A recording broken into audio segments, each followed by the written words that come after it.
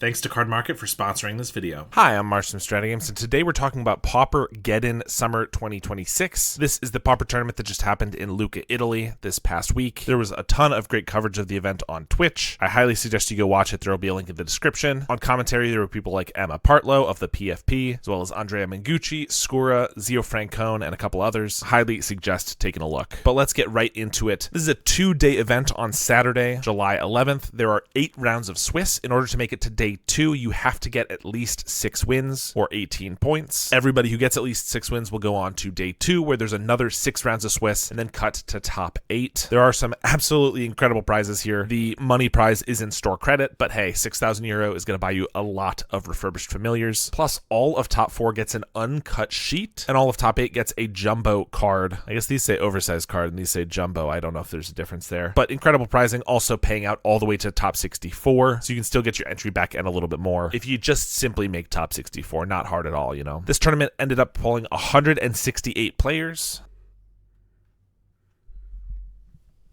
1,069 players. Learn to read. The past couple Paupergeddons have been just under 1,000, like 980. So being able to break that 1,000 is pretty great. Let's look at the metagame for day 1. Surprising no one at all, Mono Red Madness was the most played deck with over 12% of the metagame. Grixis Affinity being second, also not a big surprise, but 11%. Not that many fewer people on Grixis than Mono Red. Definitely pretty interesting. Then we have quite the drop off from 11% down to 6%, Jund Wildfire. And definitely the thing that caught me off guard the most, Naya Gates being the 4th most played deck at the tournament with almost 5%. Naya Gates being almost a brand new deck that was kind of born out of the Seeker bow combo, and then even with the bow dying, people realized this is just kind of a decent package, a lot of value, and of course Gates can make any creature a threat. But for being such a young deck, pretty surprising that it overtook the slots of things like Mono Blue Terror, which was only 5th most common, Mono Red Rally, which was 6th, and Elves, which was 7th, surprises me too. Monstertron, another relatively young deck. This only really started gaining popularity and being, I think, better in the meta, I would say, back when Pinnacle Killship came out, Edge of Eternities last year, but then has been significantly improved since then with Barrels of Blasting Jelly and also the unban of Bonder's Ornament, which has done a lot of work. Dimir Fairies, my current favorite deck in the meta, was 9th here. And we have Spy. Dimir Terror is a deck that was pretty heavily played and did extremely well at the last Paupergeddon, so still a decent 3% here. White Weenie, 3%. Jeskai Ephemerate's been making a comeback. Kazori's Familiars is almost always one that has a low turnout, but usually some very good players who show up to Paupergeddon and do some serious work. Golgari Gardens at 2.1%, and then we get to below 2% of the metagame, less than 20 people bringing all the rest of these decks, including Cruel Monsters, Rakdos Madness. Those ones a little shocking because usually those are decks that are seeing a little bit of play, or a fair amount of play. We got 11 people on Mono Black Sacrifice and 3 people on Esper Affinity. I love to see it. And I must just say, shout out to whoever's creating these graphics, giving us so much more depth than the previous times when we kind of cut off after like the top 20 decks, showing just how diverse this is. Of course, there's nothing wrong with having an other category that puts a lot of these one-ofs together, but it's great to see, you know, where exactly Borosynth ranks nowadays. 4 decks for 0.4% of the metagame. So still a very diverse meta. Really great to see. Now let's take a look at some of the most played cards at the event. This on the right side shows the number of decks playing each card and the total copies here. We have Pyroblast sitting at the number 1 slot, which doesn't surprise anybody. Over here on the left, we have from the previous Paupergeddon in March. This was a really cool sheet made by Toxicologist on Reddit, showing this exact type of data, what was played in the most prevalence, but with some sizing that related to how prevalent the cards were. The reason that I wanted to bring this up was because Sneaky Snacker was the 2nd most prevalent card at Paupergeddon after Pyroblast. And I was thinking, I don't remember it being that high at the last Paupergeddon, and that's because it wasn't. It was certainly under Pyro and Hydroblast, but it was also under Lorien, Refurb, Spellbomb, Bolt, Counterspell, the Elemental Blasts, all the way down here at 16th most played card, 644 copies. This just goes to show how much more frequent you will see a Sneaky Snacker since just March, and this is in large part due to Pursue the Past, which has made Sneaky Snacker a staple of both Boros Tribe and Naya Gates, whereas back here in March, I believe this was only seeing play in Mono Red Madness, Rakdos Madness, and Dimir Terror. Other than that, a lot of these are pretty similar, Hydroblast being the next most. Lorien Reveal dropped a little bit, with blue decks seeing a little bit less play. Refurb overtaking overtaking it, Spellbomb overtaking that, and Lightning Bolt. I guess these four just kind of switched their slots around. And I will say there was probably just about as much Rakdos Madness and Red Madness last time, but we didn't have those Naya Gates and Boros Tribe decks, which will also be using some number of Lightning Bolts. So this is probably partly why this was impacted so. Otherwise, most of this makes sense. I mean, it's a lot of high-value staple sideboard cards, or a lot of high-value staple main deck cards showing up in huge quantities here. Now we're looking at the day 2 conversion rates, starting with 1,069 decks down to 150 decks,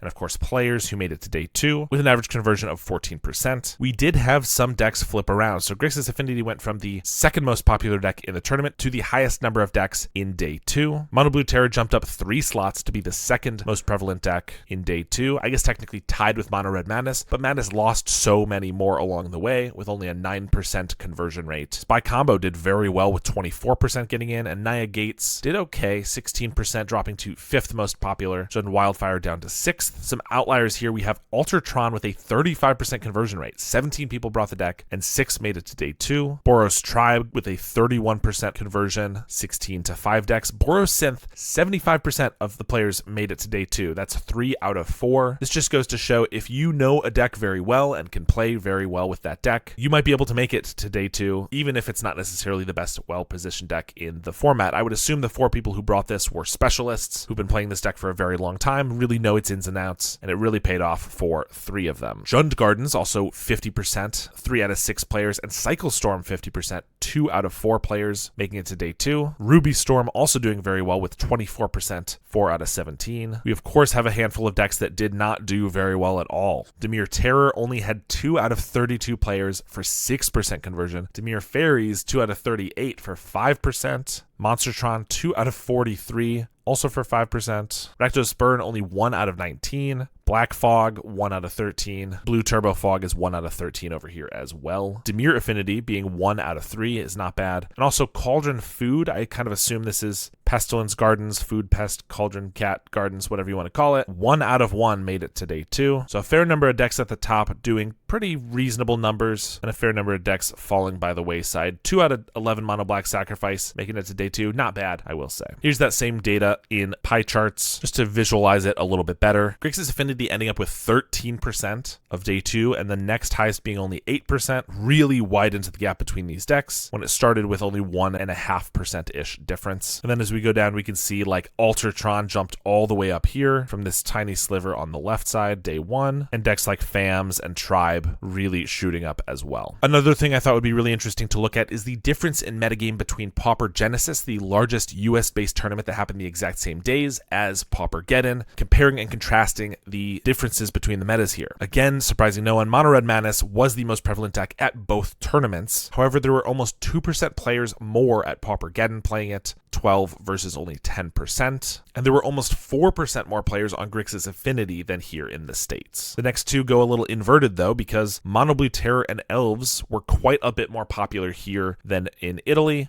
with 2.5% more showing up at Paupergeddon. Mono Red Rally, Dimir Fairies, and Rakdos Madness were also quite a bit more prevalent here in the States, with Rakdos Madness being the second highest differential in this whole group after Grixis Affinity. Jund Wildfire had about 3% more in Italy, and this really informs me about some of how I've thought about the metagame. When I've gone to previous Win a Duel tournaments and 1Ks, Jund Wildfire for a little while was a deck that I thought was in the top 4 decks that I really needed to watch out for. In practice, showing up to those events, usually it wasn't as prevalent as I thought it was going to be, realizing that I might have been a little bit more informed based on the Italian scene, as well as potentially the MTGO scene, whereas here in the States, we just might not be quite as heavy on the Jund Wildfire deck as they are. That said, not every deck was a huge disparity. These next 4 decks are all within 0.5% of each other of metagames. Spy Combo, Jeskai Ephemerate, Dimir Terror, and White Weenie are all extremely close in terms of percentage of players on them. Now, we did see quite a few Monstertron players, 4% at Paupergeddon, a fair number at Paupergeddon with 6, still 2.4% of the metagame, but definitely not quite as high. Another couple that really aligned was Azorius Familiars and Golgari Gardens. But then the third biggest difference was that Naya Gates, which I was shocked to see at 4th highest percentage in Paupergeddon. We only had 4 pilots, or 1.6% at Paupergeddon, Paupergeddon, showing, as my friend David kept saying over the weekend, that Italians love their 3-color mid-range piles. Non-derogatory. Boris Tribe and Gruel Panza were both pretty well aligned. Coggates just a little bit more here. And then Teamer Pizza Combo, not just a 1.5% difference, but also we had 4 players on Pizza Combo. Paupergeddon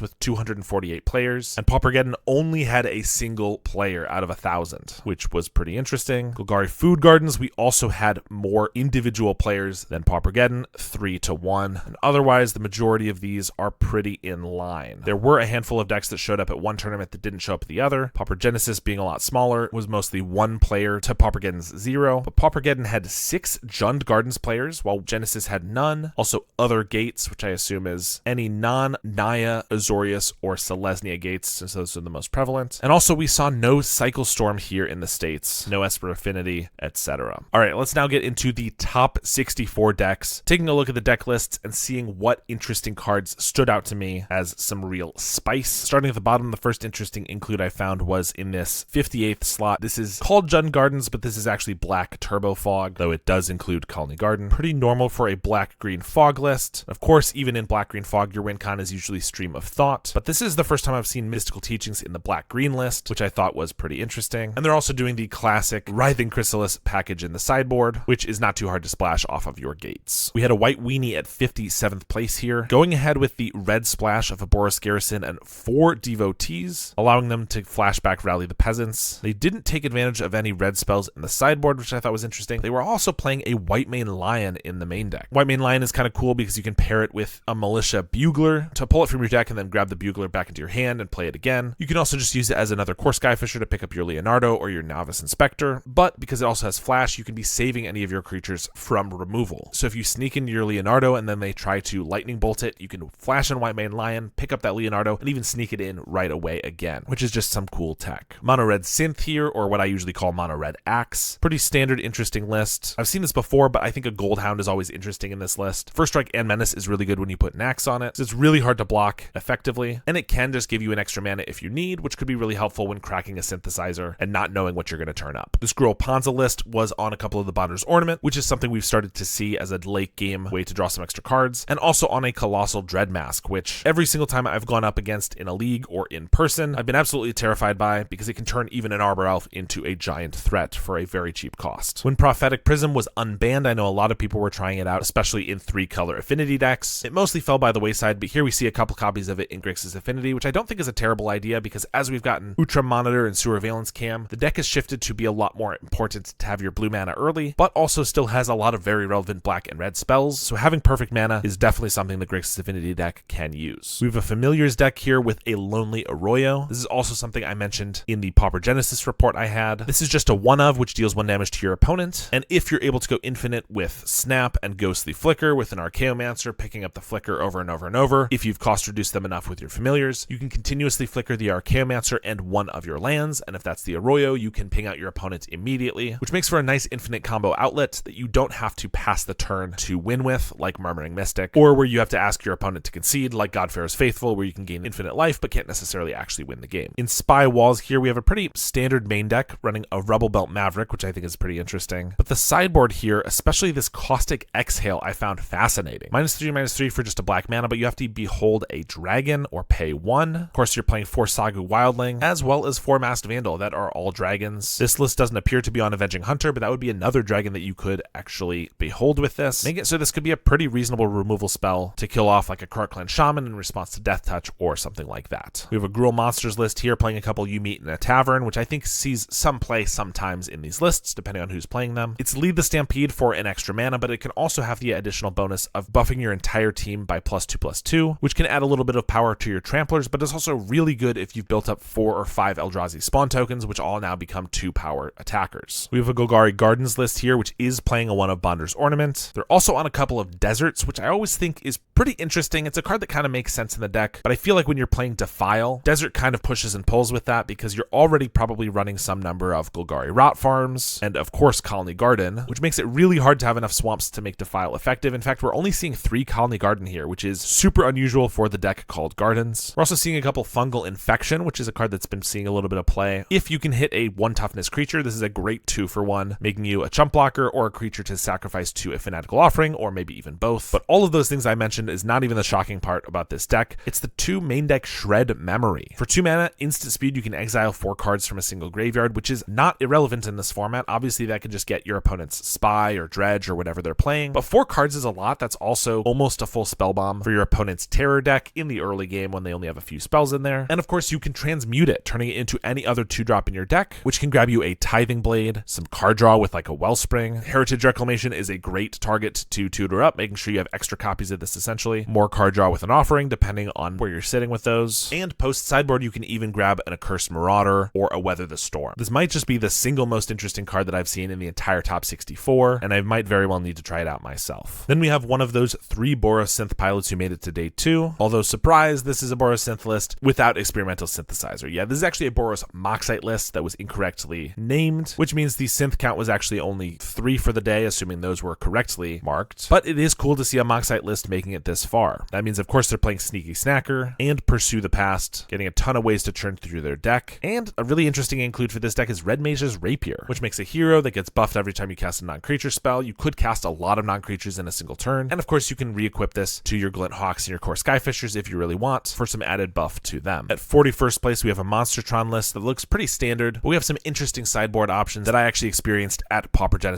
this last week. Whispersilk Cloak as a one-of. I don't know all the matches this is good against, but I know it's pretty good against Dimir Fairies. Probably just any control deck where you can give Shroud immediately, making it so that your opponent always has to have up removal immediately, or they won't be able to kill the creature. And if they have no way to gain life, being unblockable, hitting with just like a 6 or 7 power creature is really a good way to finish off the game quickly. Also playing a couple Call Damage Control, which is a great way to rebuy all of the creatures that you inevitably cast and had die. And while you have to choose different modes on this, you can target 2 artifact creatures with it, so you can get back to Boulder Branch Golems or Maelstrom Colossus, one as an artifact, one as a creature. And if your opponent happens to be on the Ponza plan of blowing up your Tron lands, this can even rebuy those. Seems like a great include pretty much any Tron sideboard, especially Monstertron. Jumping all the way down to 33 here, we have Fanged Flames in a Jeskai Ephemerate deck. I was just talking to my buddy David about how I feel like Fanged Flames should see a little bit more play, with Sneaky Snacker absolutely everywhere and Guardian of the Guildpact making a rise with Gates decks. This is a card that can answer both of them, being colorless so it dodges the protection, and it exiles the Snacker so it won't be coming back. Now the downsides to this, of course, is that it's 2 mana and sorcery speed, which are some serious drawbacks, and 4 damage doesn't kill things like Terror, Gurmag Angler, Troll of Khazad-dûm, but as long as you have other removal spells that can kill those, this is a great one to, like I said, deal with those really pesky threats that are hard to get rid of. At 29th and 27th here, we have 2 Mono Red Madness lists that both feature a Crimson Fleet Commodore in the sideboard. Anytime I see multiple of basically the exact same list with a spicy tech include, especially in the sideboard, I assume that these people are probably teammates, as there are often teams of 3 or 4 people who go to Paupergeddon and have in theory crafting some really special tech. This happened very significantly with Lignify in the Elves sideboards at the last Paupergeddon, but here Crimson Fleet Commodore seems like a really interesting include for Mono Red Madness. I would assume it's being brought in mostly against your control decks like Gardens, decks that are going to have a really hard time getting the Monarch back and stock up on life gain and kill spells and try to make it so it's really hard for you to die to their Gutter Snipes. But if you're drawing 2 cards every single turn, it's going to be a lot easier to hit that threshold. Also for this list, very interestingly, we're on 4 Melded Moxite. We still have Grab the Prize, Highway Robbery, and a couple Faithless Lootings, although we've gone down a little bit there. And I'm actually seeing this list has no Kessig Flame Breathers, but 4 Gutter Snipes here. No half measures with the Flame Breathers just wanting to land a Gutter Snipe. We also have a full 4 Fire Blast. I didn't even realize all those things because I was shocked by the Commodore, but this is kind of a crazy list indeed. Contrasting it with this 27th place, actually quite a different list, so maybe it's just the Commodore that's similar here because we have 3 Faithless Lootings, 3 Fire Blast, 3 Gutter Snipe. We do still have 4 Flame Breather and no Moxite in sight, as well as a Sazakep's Brew. So much more standard in this one, but still with the Commodore. Pretty interesting stuff. Also smack dab in the middle of them, we have Boros Tribe with pretty standard things you'd include in this deck. Prismatic Strands, Fling, Lauren's Escape, Mana Tithe. Mana Tithe is a spicy include here. Definitely something your opponent is not going to be playing around the majority of the time. And because you have so much discard, if this doesn't help you in the late game, it's a great card that you can just get rid of pretty easily. I've long since thought that these decks that have,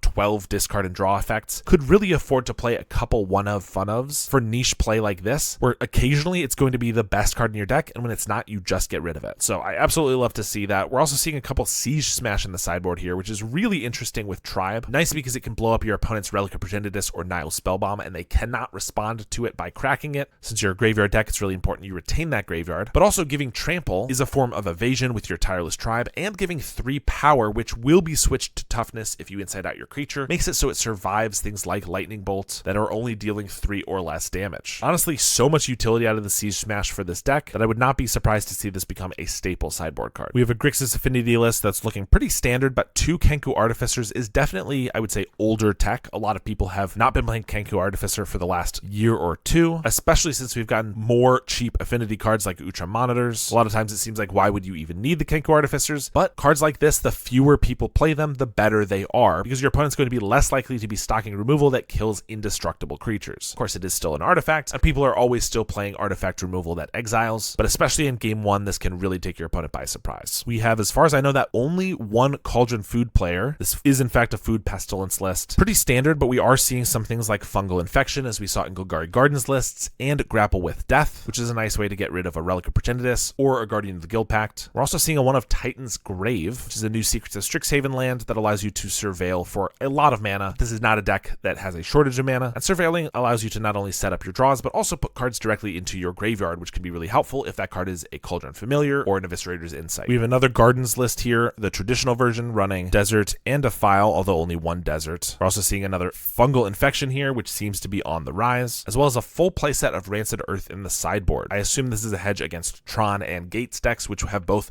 as we've seen, been quite on the rise, but also being able to deal 1 damage to each creature and each player if you have Threshold can be really good as a board wipe against things like Elves, Red Rally, or White Weenie. Of course, those are decks where you usually want your board wipe pretty early, and getting to 7 cards in your graveyard by turn 3 or 4 is pretty difficult, but I just wouldn't be surprised if that's some additional utility for the card. And before everybody tells me that Queried Ranger can bounce their lands, so this would be really bad against Elves, you could destroy your own land if you really needed to deal 1 damage to each creature, and they wouldn't be able to do anything about that. We have another Spy combo here with a Beast Rider Vanguard. I think is just an interesting include. This is a card we've started to see a lot in traditional Walls combo, though that deck is not very prevalent at the moment, but we actually haven't seen it in Spy Walls, so just an interesting one here. They don't go infinite with their mana, which is probably why we don't see it. This is not going to be a win con for the deck, but it's just a really good way to spend your mana, and another creature that costs only 2 mana that your opponent is going to desperately want to kill. We have more Azorius Familiars here, running a couple Prismatic Strands. This is not unheard of for this deck, but usually it's been paired with the Modern Age, which allows you to discard it, so you don't have to actually hardcast it the first time, and we're not seeing any Modern Age here. Instead, we're actually seeing 3 Abandoned Attachments, which is an interesting include. Obviously, another card that gets cost reduced by your Sunscape Familiars. Instant Speed does allow you to discard those strands and then draw 2. Seems like a pretty good card for the deck for sure. Here we have that beloved Naya Gates deck, playing mostly standard stuff, but also with a Talons of Wildwood, 2 mana for +1/+1 and trample, but you can return it from your graveyard to your hand for 3 mana. This allows you to discard it with your Melded Moxide or your Pursue the Past, or just mill it with your Malevolent Rumble and be able to get it back in the future, putting it on any creature that you're then going to pump with your gates. It seems pretty expensive for what it does, but it's, I'm sure, the most efficient way to get trample that can come back from your graveyard in this way. Rancor is a great card initially, but it's not one you can discard or mill and actually get back. Also, this Naya Gates deck is playing for Spellstutter Sprite in the sideboard. I'm not exactly sure what matchups these are for, but this is pretty interesting. Of course, a lot of your gates you can choose any color to tap for, so blue is not going to be hard to get. And of course, this deck is running Sneaky Snacker, so you have a recursive creature that is a fairy, making it so your Spellstutter Sprite's almost always going to be able to counter a 2-drop, if not a 3-drop. Definitely some goofy tech, but I'm sure really good for certain matches. Getting into the top 16 here, we have a Bogles player making it, playing a couple Commune with Spirits just to filter some of your draws. A couple Flings in the sideboard, which I haven't actually seen before, but my buddy who plays a lot of Bogles was saying this is actually fairly standard and makes quite a bit of sense. I have seen the Flaring Pain before, so it's not the Splash Red that shocked me, just didn't realize Fling was on the table. And they also have listed here Shattered Landscape. I feel like this has to be a typo and it should be Sheltered Landscape, which is the Naya one, which are all the colors you can actually tap for. Not being able to cycle for green, your primary color, or search for a forest seems like it would be a big mistake unless you're really trying to be able to hardcast your Fairy Macabre, but they don't have any swamps in here, so I'm sure this is just a typo. We have another Spy combo list here, playing some Black Sack tech in Infestation Sage. Now, I've seen Doomed Traveler in the sideboard of Mono White Heroic as a way to eat up Tithing Blades and other Edict effects. I think that could be a little bit of utility here for the Infestation Sage, but you already play so many creatures with Spy combo that Edicts are not usually your problem. I assume this is kind of a way to just brute force through a Krark Clan Shaman, so even if they blow up all of your walls, you can have Sages in your deck, and as long as you have 2 of them which die into flyers, and then won't die to the Krark Clan Shaman, and you have all 4 of your lands out, you can play a Balustrade Spy and then combo with those flyers. This still seems pretty precarious because you need to make sure they don't have any Galvanic Blasts or Nile Spellbombs on board, but could be really interesting and actually kind of good in that scenario.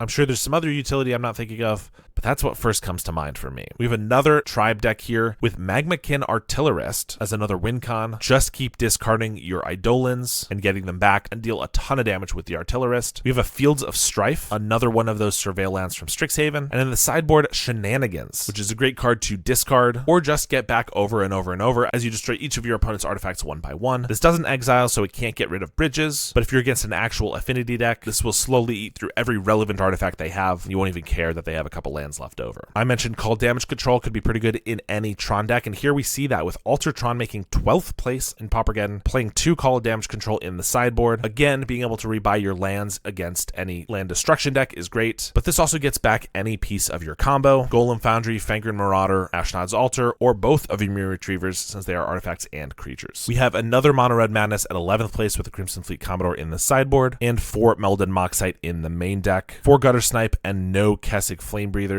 This looks like pretty much the exact same list as one of those that we saw before, so maybe this and that player are on a team or something. I don't know all the teams in Italy, forgive me. But some cool innovations on, of course, the most played deck at the tournament. And we're jumping up to the top 8 here. Andrea Feltrine on Monstertron, playing a pretty standard list, but I like that there's a one of Carevex Torch in here. Often this is a card that we see as a win con in something like Flickertron. There is a risk of having it in your Monstertron list because you could cascade into it off of Maelstrom Colossus, but you are still a deck that makes tons of mana, hits pretty hard, and using a Carevex Torch to finish off your opponent shouldn't be that hard. While Cyclostorm didn't have a large number of players at the tournament, they did have a player making it to 7th place here, playing what looks like a pretty standard list except for this one of Barkform Harvester, which is a 2/3 with reach, so it can do a decent job blocking some small creatures, but also allows you to put cards from your graveyard on the bottom of your library. This can make it so that you can't mill out if that is a concern, or even if you get through the end of your combo and your opponent starts countering or killing all of your creatures, your stingers and things like that, and somehow doesn't die. This can allow you to continue going with your game plan, buying back everything that you need for the next turn. All the way in top 4 here, we have another Tron list, but this is not a Tron list that people are super familiar with. This is Pingertron, which of course uses a lot of the same Tron cards that we know: Lands, Prophetic Prism, Lembus, Expedition Map, Eviscerator's Insight. We also have a draw package of Cryogen Relic. We have Spell Bombs, Candy Trails, Bramble Worms, and then our main win con, obviously you can attack him with a Bramble Worm, but main win con is Black Mage's Rod and Mysidian Elder, hence the name Pingertron. We are even playing 4 Ghostly Flickers in order to just flicker the Elders primarily, so we can build up tons and tons of wizards and deal a million damage to your opponent. I know Mysidian Elder was something that was tried a lot in Flickertron as a win con here, and it never seemed to do a ton of work there, but it looks like it just needed to be the main character, and it can do quite well. Pretty sweet seeing a non-meta deck make it all the way to top 4 at the biggest Pauper tournament in the world. 3rd place, we have Mono Red Rally, which is pretty standard list, but also playing Axe, a bit of a crossover. What is this, a crossover episode? As this does still have Rally at the Hornburg and Burning Tree Emissary, and is not playing Ginger Brute, which usually pairs with the Axe for some nice unblockable damage, but instead just keeping the explosive start of Rally with a little bit of extra damage on the Axe. And then we get to our top 2, and I could not be more excited because we have White Weenie and Jund Wildfire, 2 of my favorite decks in the whole format, making it. I guess I could be more excited if White Weenie took it all. I gotta be honest, I am not surprised to see White Weenie doing this well. I thought after Leonardo was introduced to the format, that last Paupergeddon, I thought we'd see a White Weenie place top 8, maybe even a little bit better. Just took a couple extra months, but I'm not altogether surprised to see this. Of course, we are seeing 3 Leonardo there, 1 of Spider-Man Webslinger. We have our Strands, Charms, Guardian's Pledge, 1 of Remosian Rally, which I'm a big fan of. Battle Screech, we're on 19 lands, and 2 Elite Interceptors. I can't say I was a big fan of this when I tried it out. I've also never gotten 2nd place at Paupergeddon, so I guess I'll let Favetta have this one. Sideboard also looking pretty standard: Bearer, Journey to Nowhere, Dust to Dust, Martyr of Sands, and a Holy Light. Just really sweet seeing a fair monocolored deck like this be able to get so far in the tournament. And of course, then we have our champion, whose name I will not butcher here. And a lot of this Jund Wildfire list actually being a little bit more of the lists we've seen a year or 2 ago. Not just 1, but 2 Nyxborn Hydras, which has often been phased out for the Gixing Infiltrator builds that a lot of people play now, including myself. Back to a Blood Fountain in the deck, when again, a lot of people had started cutting this, thinking you already had enough threats, and it opens up slots for more utility. And a Pulse of Marasa, gaining a little bit of life, making sure you can recur any creature that you need, or even a land in the right situation. But the thing that I am most shocked by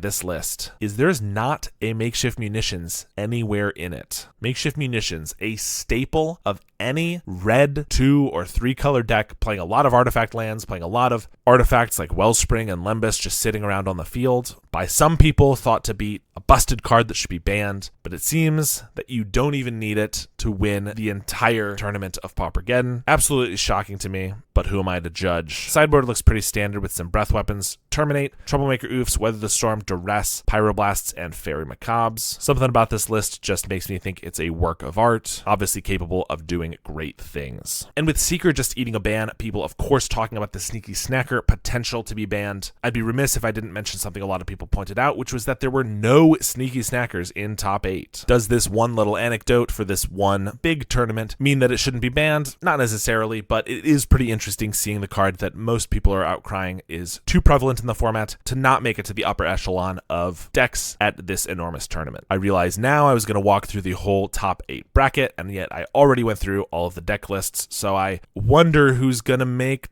top 4 and top 2 and champion. So that was a bit of a waste of some time photoshopping, but you still get to see some interesting stuff here. Jund Wildfire against Jund Wildfire in the quarterfinals, then beating Red Rally, definitely a favored matchup, and against White Weenie, which I would argue is a slightly unfavored matchup. White Weenie having to go through both Monster and Flickertron, although I believe this Flickertron is that Pingertron we were talking about. Yeah, so our top 8 included 2 Jund Wildfire, 2 Red Rally, 2 Tron lists, then White Weenie and Cycle Storm. This is a fantastic tournament that, even as someone who doesn't get to go to it, is a highlight of my every 4 months because watching it is just such a joy. I highly encourage you to watch the coverage. There'll be a link in the description. I haven't even managed to watch all of the coverage because I've been a little busy this weekend, but I will certainly be finishing it up shortly after this video. Thanks so much to my supporters. If you want to support me on a monthly basis, you can join my YouTube memberships, which allows you to get early access to my videos. Thanks to my current $10 and up supporters, Howard Granger, Halcaz, DJ Vinyl, Paladillin C, Blackjack Davey, Max,